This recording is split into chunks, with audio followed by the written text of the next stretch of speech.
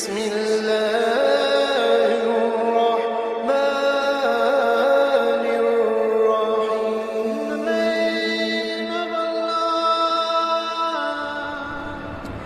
بسم الله الرحمن الرحيم. نحييكم بتحية الإسلام تحية مباركتان طيبتان عند الله. السلام عليكم ورحمة الله وبركاته.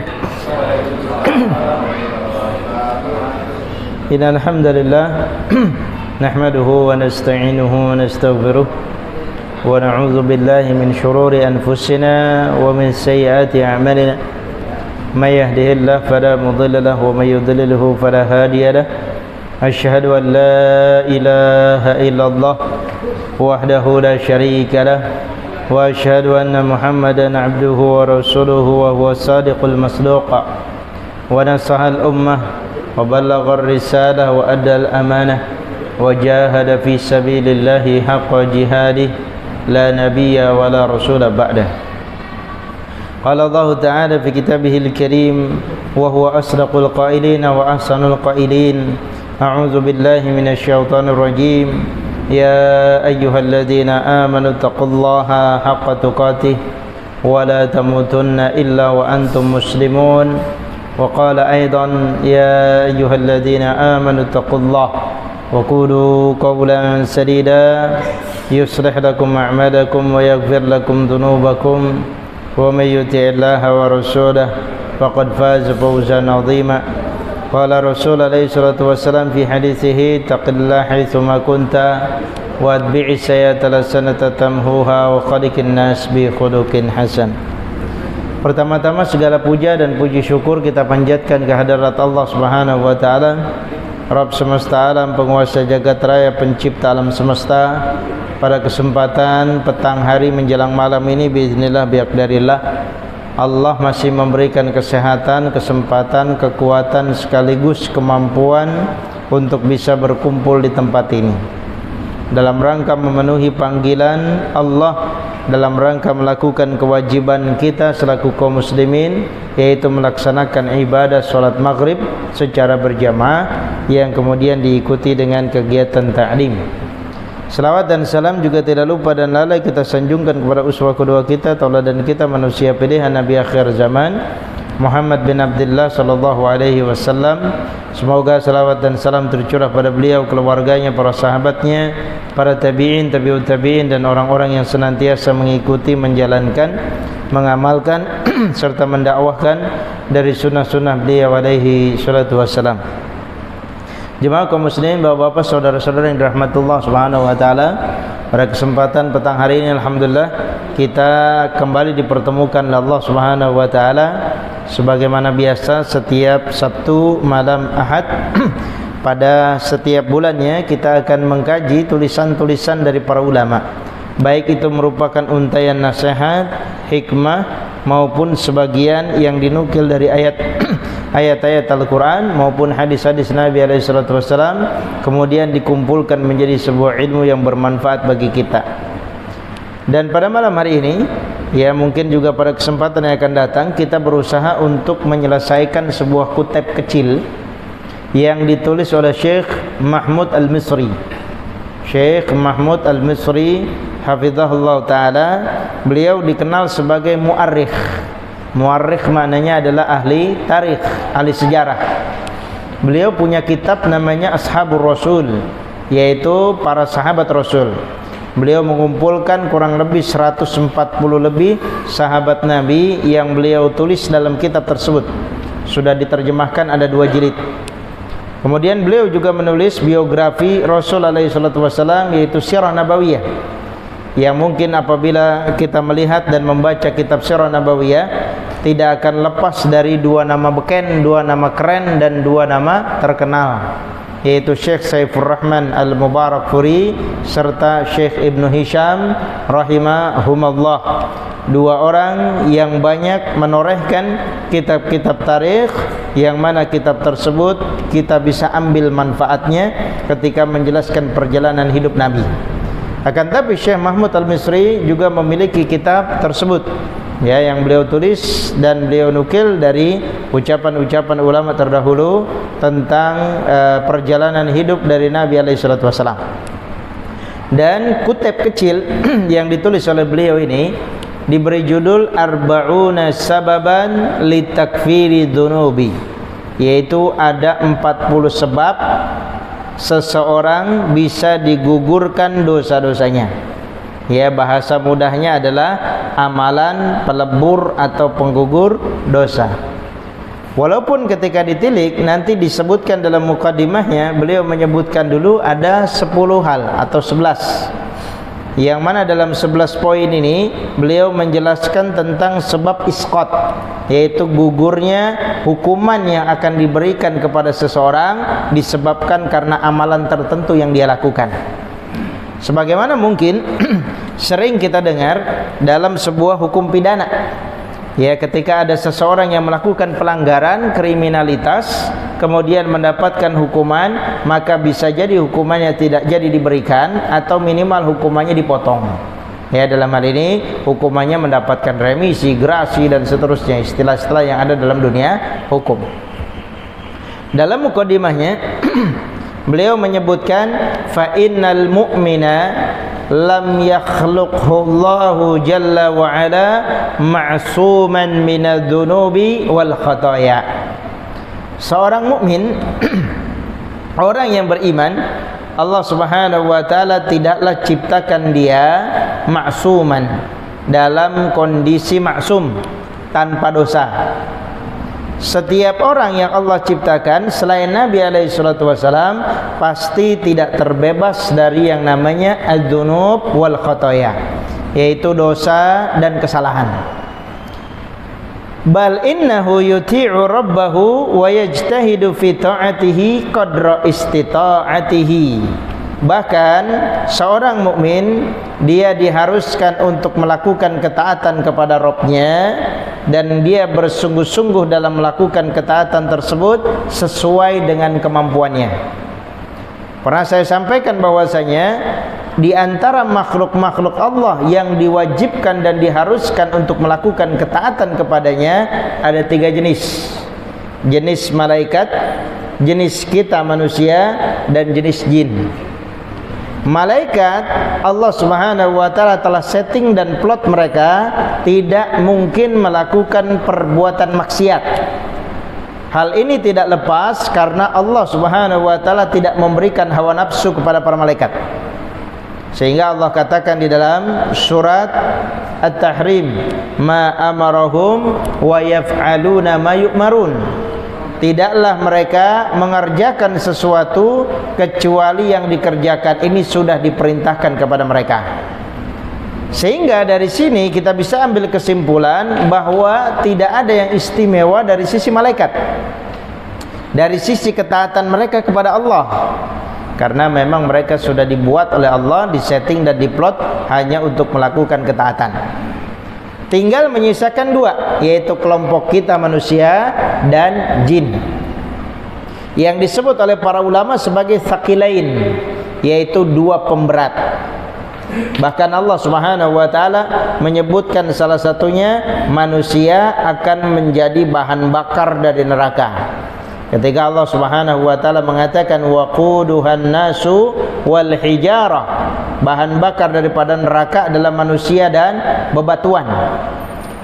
Salah seorang anak daripada seorang tabi'in, ulama di kalangan para tabi'in yang bernama Fudail bin Iyad rahimahullah ta'ala, ketika beliau mengimami solat dan yang menjadi makmumnya adalah anaknya yang bernama Ali.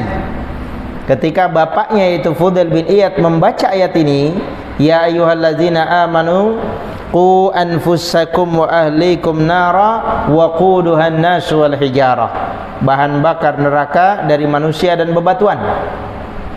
Maka anaknya Ali terjadi mughma alaih. Mughma alaih namanya adalah, maksudnya adalah tidak sadarkan diri alias pingsan ketika sang ayah membaca surat tersebut sampai pada ayat yang ke-6. Ya, bahkan beberapa waktu tidak sadarkan diri karena khawatir dan takutnya terhadap ancaman dari Allah Subhanahu wa taala. Sehingga disebutkan oleh Imam Ibn Rajab Al-Hambali dalam kitab beliau At-Takhwifu minan Nar, ada penjelasan subpasal yang menjelaskan tentang bagaimana kondisi orang-orang yang takut terhadap apa yang telah Allah ancamkan. Karena itulah orang yang melakukan ketaatan ini adalah manusia dan jin. Ini adalah manusia dan jin. Ada manusia yang mukmin, ada jin yang mukmin. Ada manusia yang kafir, ada jin yang kafir. Ada yang manusia ahli maksiyah, ada jin yang ahli maksiyah. Ada manusia yang taat, ada juga jin yang taat. Itulah yang nantinya mereka diberikan beban, diberikan tanggung jawab oleh Allah berupa ketaatan yang nantinya Allah akan hisab pada hari pembalasan. Sehingga yang menjadi masuk ke dalam surganya Allah maupun nerakanya dari jenis golongan manusia dan jin. Nah, ketika kita diperintahkan oleh Allah Subhanahu wa taala, maha mulianya Allah Subhanahu wa taala yang menurunkan agama ini, Allah Subhanahu wa taala tidak memberikan ketegasan secara mutlak kepada kita untuk melakukan ketaatan.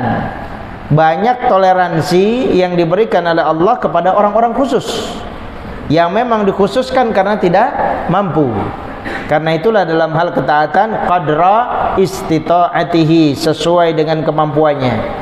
Mutamathilan amrullahi azza wa jal, yaitu dalam rangka menjalankan perintah dari Allah. Kemudian Allah Subhanahu wa taala berfirman yang dinukil oleh Syekh Mahmud Al-Misri dalam kutip ini dalam surat Al-Ankabut ayat yang ke-69. Allah Subhanahu wa taala berfirman, "Walladzina jahadu fina lanahdiyannahum subulana." Orang-orang yang mereka bermujahadah, bersungguh-sungguh, maka kami akan berikan hidayah kepada mereka dan berikan petunjuk kepada mereka jalan menuju kami. Seringkali kalau kita lihat ada orang yang banting kaplek, minum khamar, pergi ke diskotik, mencuri, berzina dan seterusnya, ketika diajak untuk melakukan kebaikan, entah dia sholat jamaah, entah dia melakukan majelis taklim dan seterusnya, jawaban dia klise karena belum dapat hidayah. Seorang perempuan diperintahkan untuk menutup hijabnya, menutup wajahnya, menutup tubuhnya dengan hijab. Ketika dia diperintahkan, yang penting hatinya, saya belum dapat hidayah. Sehingga hidayah seolah-olah menjadi kambing hitam, menjadi alasan bagi seseorang masih membenarkan perbuatan maksiat yang dia kerjakan. Sehingga istiqomah dalam kemaksiatan dengan alasan apa? Belum dapat hidayah. Belum dapat hidayah. Padahal hidayah bukan untuk ditunggu, tapi hidayah dicari dan diusahakan. Ya, kisah yang real dan nyata terjadi dalam diri Salman Al-Farisi radhiyallahu taala anhu. Dia punya seorang bapak, bapaknya Majusi, otomatis dia juga Majusi. Yang punya Tuhan, Tuhannya api. Tugas daripada Salman dengan perintah dari bapaknya untuk menjaga api jangan sampai padam. Karena kalau padam berarti Tuhannya juga mati. Sehingga akal dan logika daripada Salman Al-Farisi bermain. Masa Tuhan mati? Ya, sampai harus nunggu supaya Tuhannya jangan mati. Dia melihat agama lain yang menurut dia lebih bagus, ya walaupun bukan muslim. Kemudian dia belajar ke tempat itu, kemudian sampai ketahuan oleh ayahnya, dilarang, bahkan sampai dipasung bahasa kita. Ya, kemudian dia sampaikan kepada kawan-kawannya, siapa yang ingin pergi untuk belajar agamanya, tolong saya diajak. Tibalah masa itu, sehingga Salman Al-Farisi belajar dari satu guru ke guru yang lain, yang gurunya tiba-tiba banyak yang meninggal, belum selesai meninggal, pindah lagi ke guru lain, belum selesai meninggal, pindah lagi ke guru lain, belum selesai meninggal, sampai ketiga kali. Singkat cerita, sampailah bertemu dengan Nabi SAW. Sehingga apa yang diajarkan oleh gurunya, dia benar-benar praktekkan bahwa ini adalah seorang Nabi dan Rasul sesuai dengan tanda-tanda yang disampaikan oleh gurunya. Sampai akhirnya Salman Al-Farisi pun bersahadat. Lihat bagaimana proses dia meninggalkan negerinya, di negeri Faris, di negeri Persia, pindah ke negeri Mosul, pindah lagi ke negeri Baghdad, pindah lagi sampai ke negeri Magdidah, ketemu dengan Nabi SAW. Ya, ini adalah proses perjalanan panjang yang dilakukan oleh Salman Al-Farisi untuk mendapatkan hidayah. Sementara kita nunggu saja hidayah belum datang, sehingga menjadi alasan untuk tidak melakukan perbuatan baik dan meninggalkan maksiat. Fa idza waqa'a fi ma'siyatin fa inna dunya kullaha tudiqu alaihi. Apabila ada seorang mukmin yang dia terjerumus masuk ke dalam kemaksiatan, maka dunia ini seolah-olah sangat sempit bagi dirinya. Bal innahu yash'uru fi dzalikal waqti anna hadha dhanba ka'annahu jabalun wa huwa qa'idun asfalal jabali yakhsha an yaqa 'alaihi. Bahkan dia akan merasakan pada posisi tersebut bahwasanya dosa-dosanya bagaikan gunung, bagaikan bukit, bagaikan pegunungan yang dia duduk di bawah pegunungan tersebut dan khawatir gunungnya itu akan runtuh, meledak, meletus sehingga menimpa dirinya. Itulah seorang mukmin sejatinya ketika dia melakukan perbuatan maksiat. Ada kekhawatiran, ada ketakutan, ada kecemasan ketika perbuatan maksiat yang dia kerjakan akan membinasakan dan menghancurkan dirinya. Pernah saya sampaikan bahwasanya Imam Hasan Al-Basri rahimahullah ta'ala, beliau pernah ditanya oleh salah seorang rakyatnya ketika menjadi khalifah. Rakyatnya sudah siap-siap untuk mempersiapkan wudhu, ya, ketika dibangun malam. Tapi ternyata kebablasan juga.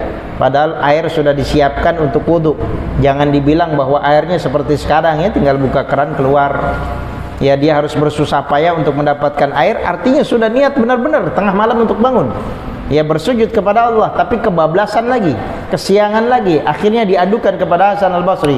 Ini kenapa ini? Saya sudah siap dan sudah saya siapkan selama beberapa malam, tapi ternyata tidak berhasil. Kesiangan lagi. Ini seringkali kita dapatkan. Bahkan alarm tidak cuma satu. Bangun dari tempat tidur bukan untuk wudhu, tapi cuma matiin alarm. Atau untuk ke kamar mandi buang air kecil saja. Ya, maka apa jawaban dari Imam Hasan Al-Basri rahimahullah? Beliau mengatakan dunubuka qayyadatska. Dunubuka qayyadatska, yaitu dosa-dosa kamu membelenggu kamu. Dosa-dosamu membelenggu kamu. Makanya ketika kita dipersulit oleh Allah Subhanahu wa taala dalam melakukan ketaatan, salah satunya beristighfar kepada Allah. Kenapa? Karena bisa jadi Allah menghukum kita dengan sulit melakukan ketaatan disebabkan karena dosa-dosa yang kita kerjakan. Ya, maka ini efeknya, pengaruhnya akan sangat banyak. Wa kullu dzalika li'annahu yastahdiru da'iman wa abadan riqabatal mulki jalla jalaluhu. Karena itulah dia senantiasa memaksa untuk menghadirkan, selalu menghadirkan dalam dirinya sifat riqabah atau raqabah, yaitu muraqabatullah, maha diawasi oleh Allah Subhanahu wa taala. Walidha fa innahu min kamali rahmatillahi an ja'ala lil insani farahan wa makhrajan min tilka dzunubi. Karena itulah di antara bentuk kesempurnaan rahmat dari Allah Subhanahu wa taala, Allah menjadikan bagi kita manusia jalan keluar, kegembiraan, solusi dari dosa-dosa ini. Supaya kita tidak terbelenggu dengan dosa dan supaya kita tidak dirundung terus-menerus dengan kegelisahan dan ketakutan disebab dosa-dosa yang kita lakukan. Imma bi kufrani dzunub, caranya adalah cara Allah bisa dengan mengampuni dosa-dosanya secara mutlak. Bi kufrani dzunub, Allah akan ampuni dosa-dosanya. Yang kedua, wasuquti al-uqubah, bisa juga dengan cara Allah gugurkan dari ancamannya. Allah gugurkan hukumannya, tidak jadi dihukum, tidak jadi dieksekusi. Wa imma bitabdili sayyiatin ila hasanatin, bisa jadi juga Allah ganti sesuatu yang buruk dengan sesuatu yang baik. Cara-cara Allah Subhanahu wa taala untuk menjadikan agama ini sebagai agama yang rahmatan lil alamin. Karena itulah beliau menyebutkan setidak-tidaknya di sini di muqaddimah ada 10, ya, sebab gugurnya hukuman dari pelaku maksiat. Artinya orang yang melakukan perbuatan maksiat, hukumannya, ancamannya tidak jadi diberikan karena sebab orang ini melakukan salah satu di antara amalan-amalan ini. Beliau mengatakan di awalnya sini, yaqulu sahibu syarah al-aqidah at-tahawiyah, beliau menukil ucapan daripada Imam At-Tahawi dalam kitabnya Syarah Aqidah Tahawiyah, idza waqa'al abdu al-mu'minu fil ma'siyati apabila ada seorang hamba yang beriman terjerumus, terjatuh ke dalam kemaksiatan, fa innallaha subhanahu wa ta'ala qad fataha li ibadihi abwaab rahmatih, maka sesungguhnya Allah subhanahu wa ta'ala telah membuka pintu-pintu rahmatnya bagi hamba tadi. Seorang hamba melakukan kesalahan, melakukan dosa, melakukan kemaksiatan, tapi dari sisi yang lain Allah bukakan pintu rahmat bagi hamba tersebut. Maka Tuhan mana yang akan kita cari? Bahwa kita memiliki Tuhan, kita memiliki Rabb, kita memiliki Allah yang demikian maha kasih dan penyayangnya kepada kita. Kita telah berkhianat kepada Allah saja dengan melanggar apa yang Allah perintahkan, Allah masih membuka pintu-pintu rahmatnya. Lil khalasi min uqubati ma yaqauna ala fihi, untuk membebaskan dirinya dari hukuman apa yang sudah dia lakukan. Idza akhlasu wattaqu, apabila dia ikhlas dan dia bertakwa kepada Allah. Maka kata sang penulis, fal hasratu kullal hasrati lima lam yata'arrad litilkal asbabi allati tusqitu anhu al uqubatu, maka sangat-sangat menyesal bagi orang yang diberikan kesempatan untuk bisa melakukan amalan-amalan ini, yaitu menjadi sebab hukuman yang akan diberikan kepada pelaku kemaksiatan tidak jadi diberikan, kemudian dilewatkan, akan sangat menyesal. Hadza wa qad istaqara ba'dul ulama'i wal asbab allati tusqitu 'al-uqubatu 'anil ma'asi fi nususil Qur'ani was sunnah. Dan ini sudah melalui jalur penelitian yang dilakukan oleh sebagian para ulama tentang sebab-sebab yang bisa menggugurkan kemaksiatan yang diambil dari nas-nas yang ada dalam Al-Quran dan juga sunnah. Maka di sini saya akan sebutkan mungkin beberapa kali pertemuan ya. Sababul awal, sebab yang pertama, sebab digugurkannya ya hukuman atau ancaman hukuman yang diberikan kepada pelaku maksiat.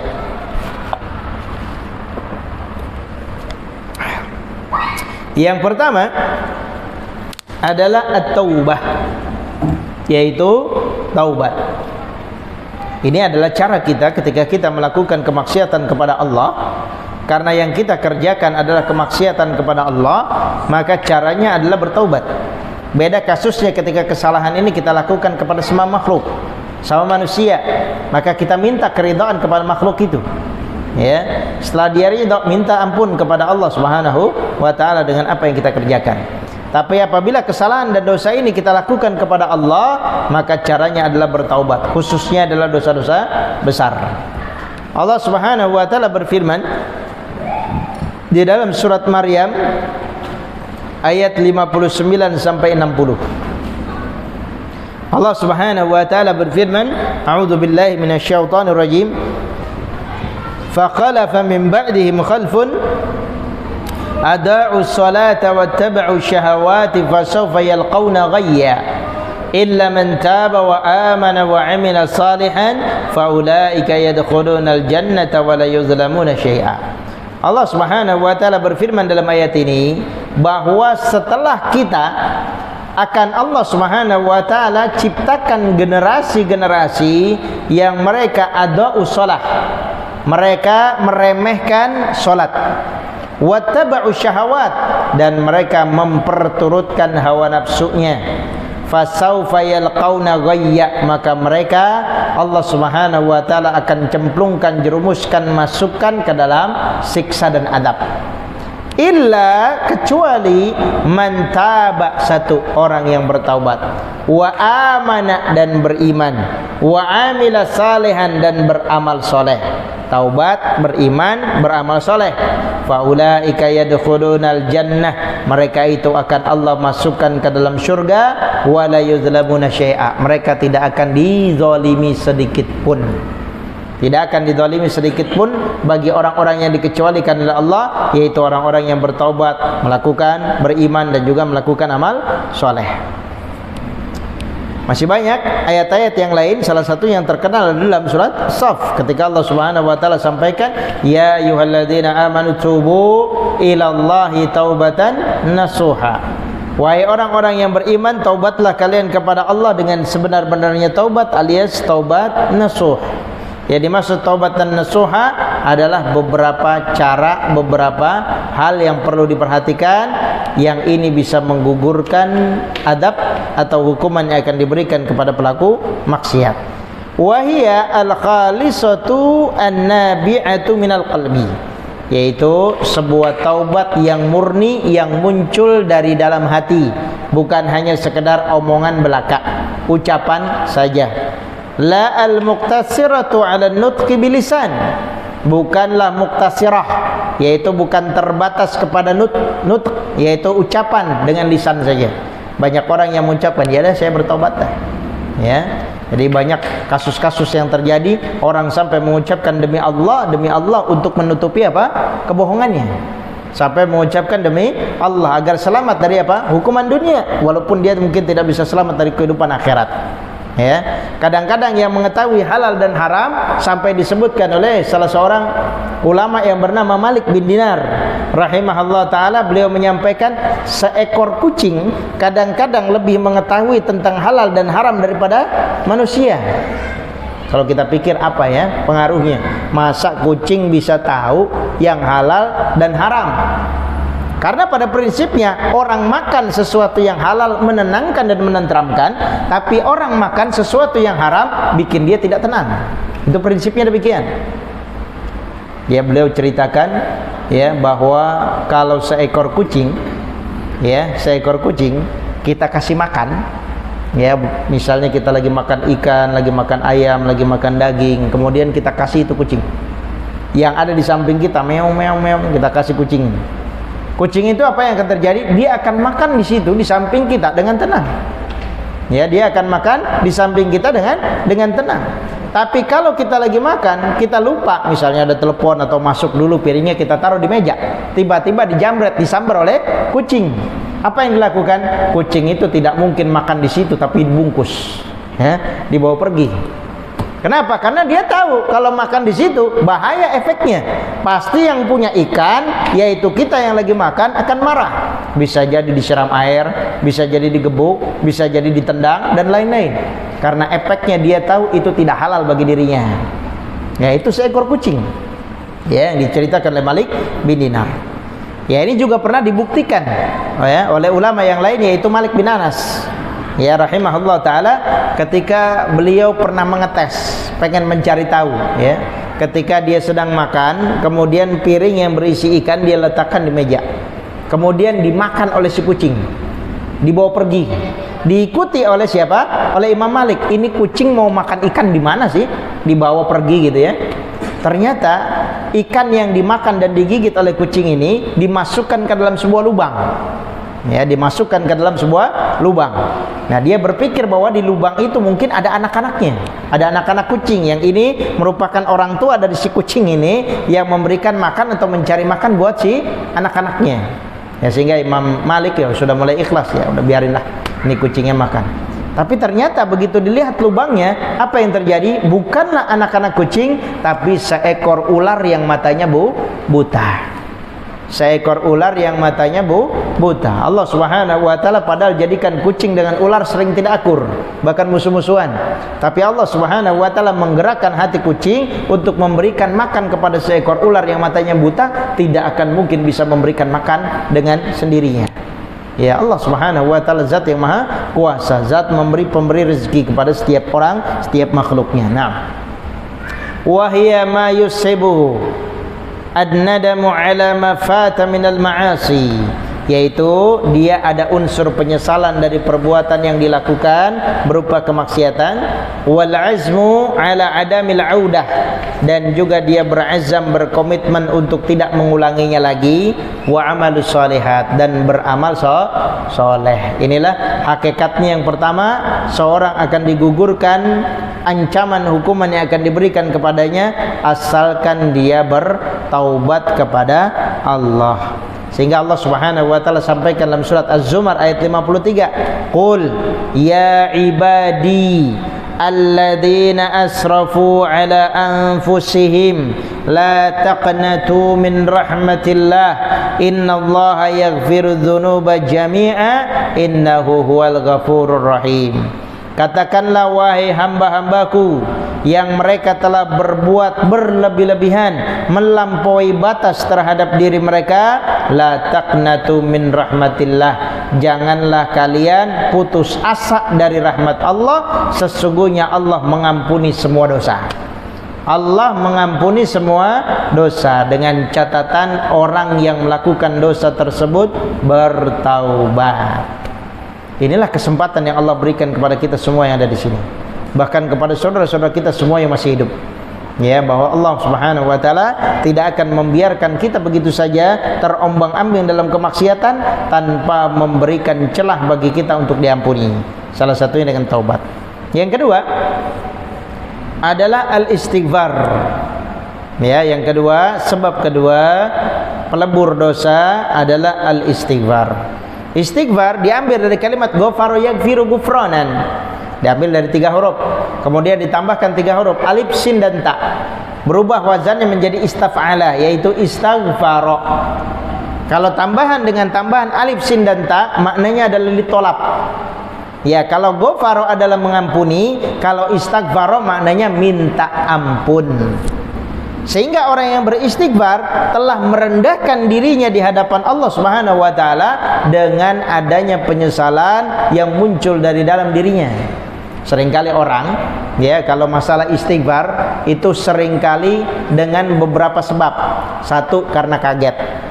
Dikagetin orang, astagfirullahaladzim, mending, ya, daripada ada orang yang dikagetin latah ngomongnya macam-macam, bahasa binatang, bahkan mungkin bahasa jorok yang keluar, ya. Kemudian yang kedua, bisa karena apa? Disebabkan karena hal tertentu, misalnya gagal.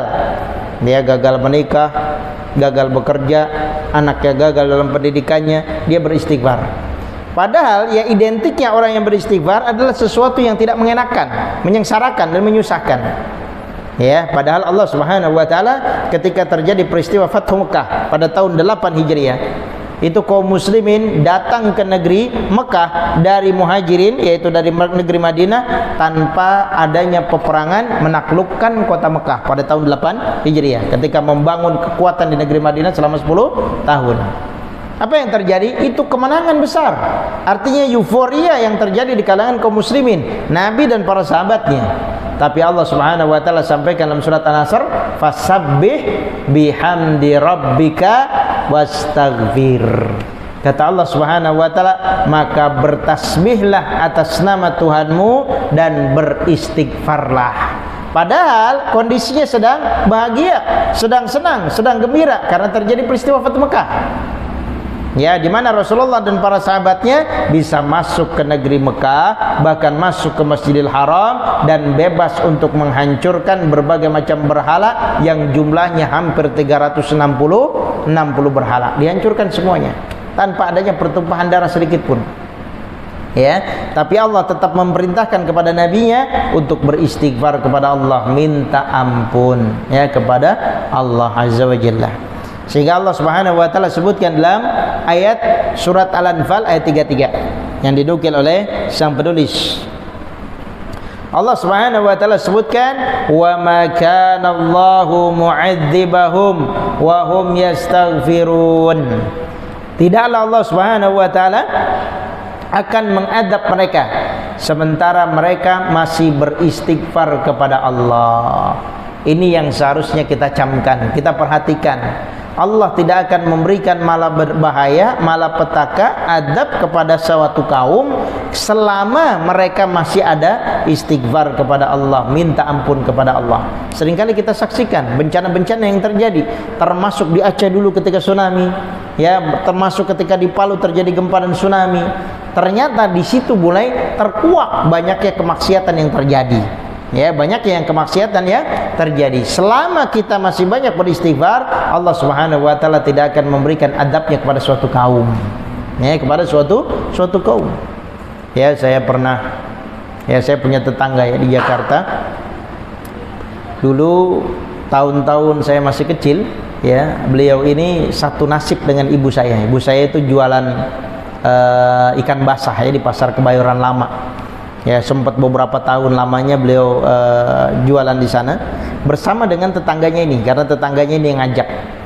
Ya, tetangganya ini berangkat jam 9 malam karena harus belanja dulu ke Muara Angke di Ancol. Ibu saya nyusul sekitar jam 1 malam, berangkat pulang duhur. Setiap hari seperti itu. Berangkat jam 1 malam pulang duhur, berangkat jam 1 malam pulang duhur. Teman ibu saya ini ya, beda nasib dengan ibu saya. Dia sukses luar biasa. Ya, sukses luar biasa. Ibu saya biasa-biasa saja ya, hanya cukup untuk kehidupan sehari-hari. Maka kemudian tetangganya ini yang kemudian beliau hafizahullah masih hidup sampai sekarang, ibu-ibu punya kebiasaan buruk. Ya, senangnya apa? Ibu-ibu senangnya ngerokok sambil ngopi, pakai celana pendek, senangnya ngomongnya latah, dan latahnya ngomong-ngomong jorok. Ya, latahnya ngomong-ngomong jorok. Sehingga dia tahun 95 di rumahnya itu dia menjaga dan mendidik anak-anak ponakannya, semuanya yatim piatu. Ada sekitar 4 orang. Ya, semuanya ikut dia karena kakaknya itu dua-duanya sudah meninggal, kakaknya maupun kakak iparnya. Ini anak-anaknya dipihara, dijaga dan dididik oleh si ibu ini. Tahun 95 dia naik haji. Ya, tahun 95 dia naik haji. Pulang dari haji, benar-benar disebutkan oleh beliau, diceritakan oleh beliau di sana benar-benar bertaubat, istighfar banyak kepada Allah, minta ampun ya terhadap apa yang dia lakukan selama sebelum naik haji. Pulang dari haji benar-benar semua Allah balikkan dan Allah ganti. Latahnya hilang ya, dan kebiasaan-kebiasaan buruknya hilang. Allah jaga sampai sekarang. Sekarang sudah 2 kali naik haji dan 4 kali umrah. Ya. Jadi ketika seorang hamba berkeinginan untuk melakukan ketaatan kepada Allah dan menyesali perbuatannya, Allah Subhanahu wa taala akan bantu dengan caranya. Ya. Wal waqi'u anna al-istighfar yadkhulu fi makna taubah. Nah, maka hakikatnya istighfar ini juga masuk di dalam makna taubat. Fa'inal istighfar talabu maghfirati dzunubi allati waqa'a fiha al-abdu. Di mana istighfar ini adalah permohonan, permintaan ampunan dari dosa-dosa yang dia kerjakan, yang dilakukan oleh seorang hamba. Wa huwa ma yadkhulu fin nadami ala ma qadima al-insan. Ya, maka inilah sebuah penyesalan yang kemudian terkadang menyelimuti seorang hamba ya ketika dia melakukan suatu perbuatan ya. Ada cerita yang menarik datang dari Imam Ahmad Ibn Hanbal rahimahullah ta'ala berkaitan dengan istighfar ini ya. Bagaimana beliau, Imam Ahmad ini hidupnya tidak sampai 60 tahun usianya ya, hanya 54 atau 55 tahun beliau meninggal dunia ya, ketika usianya sudah mulai senja, rambutnya sudah mulai memutih dan juga jenggotnya sudah mulai memutih. Itu sebutannya syekh. Syekh itu dalam bahasa Arab ada 3 makna. Satu orang tua, satu orang kaya, satu lagi satu orang tua, satu orang berilmu, satu lagi orang kaya. 3 makna syekh. Ya, sebutan syekh. Orang kaya, orang tua, atau orang berilmu. Bisa jadi orangnya masih muda kita sebut syekh, kenapa? Karena berilmu. Bisa jadi orangnya sudah tua tapi kita juga sebut syekh karena memang hakikatnya tua. Bisa jadi orang kaya kita sebut syekh juga karena memang kekayaannya. Ya, jadi penyebutan syekh antara satu dari yang 3. Imam Ahmad Ibn Hanbal ini tinggalnya di negeri Baghdad. Sampai sekarang itu nama masih ada sebagai ibu kota Irak. Ya, Imam Ahmad Ibn Hanbal terkenal luar biasa di negeri Baghdad, sampai orang-orang yang ingin belajar di negeri Baghdad mereka sampai rela datang ke negeri Baghdad. Muridnya ribuan. Ya, bukan lagi cuma 100 200, muridnya ribuan.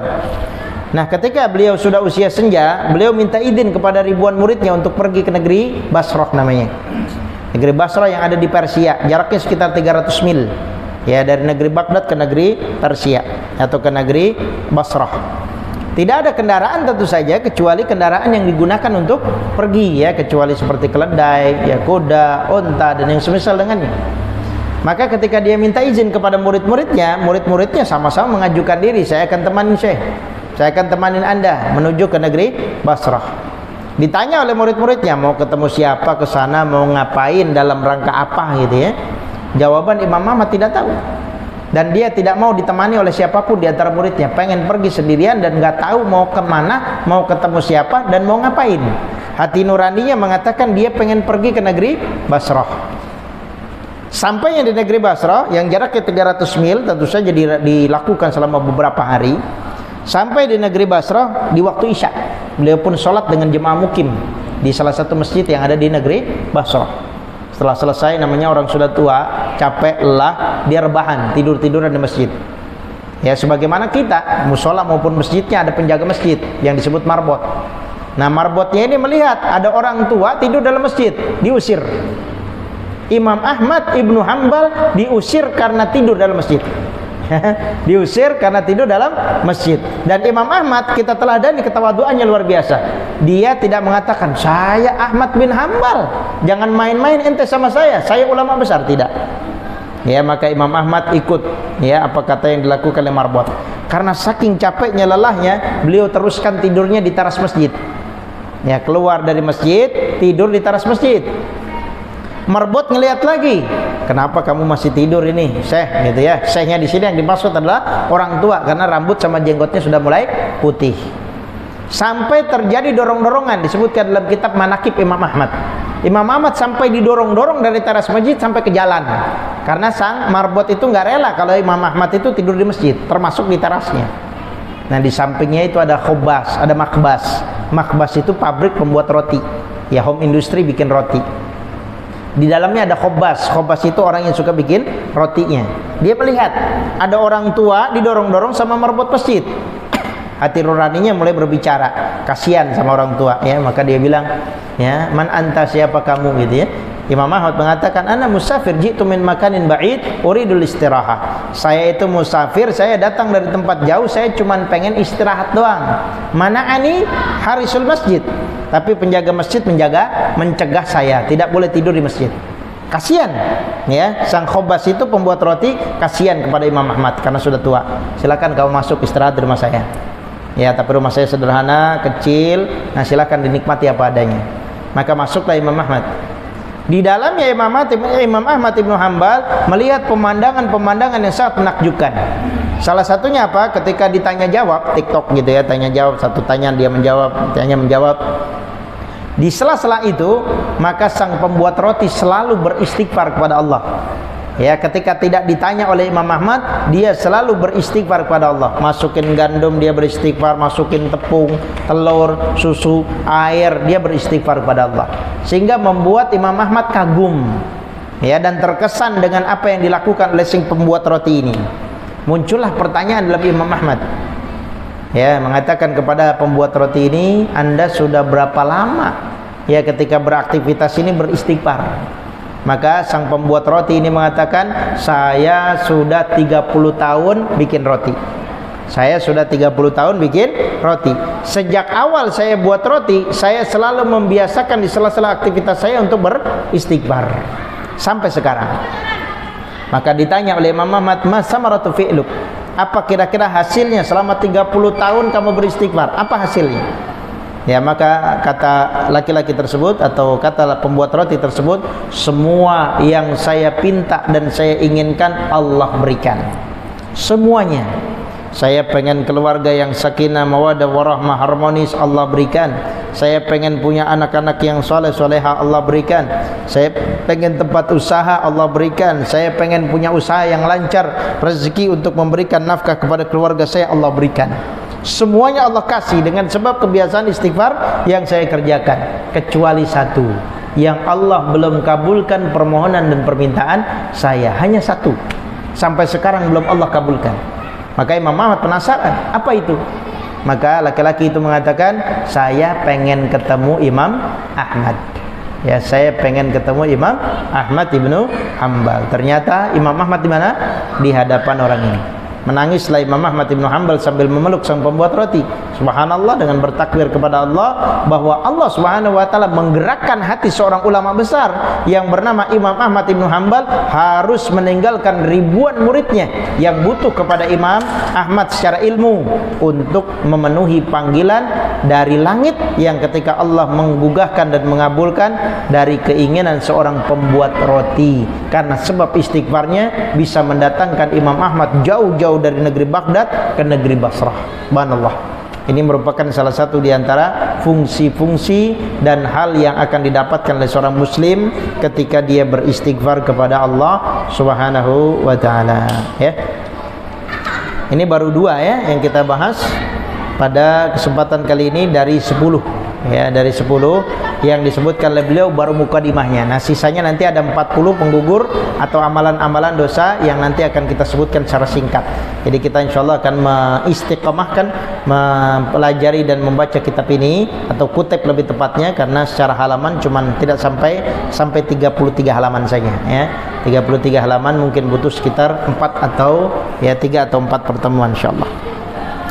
Mungkin ini para ikhwas sekalian, bapak-bapak, ibu-ibu yang bisa saya sampaikan pada kesempatan malam hari ini. Ya, semoga berfaedah, bermanfaat bukan hanya kepada kita semua, tapi juga bisa menjadi tambahan amalan dan juga pahala kita di sisi Allah Subhanahu wa taala. Yang lebih, yang benar datangnya dari Allah Subhanahu wa taala dan Rasulnya, yang salah dari diri saya pribadi dan godaan syaitan yang terkutuk. Kita akhiri dengan doa kafaratul majlis. Subhanakallahumma wa bihamdika asyhadu an la ilaha illa anta astaghfiruka wa atubu ilaik. Wassalamualaikum warahmatullahi wabarakatuh.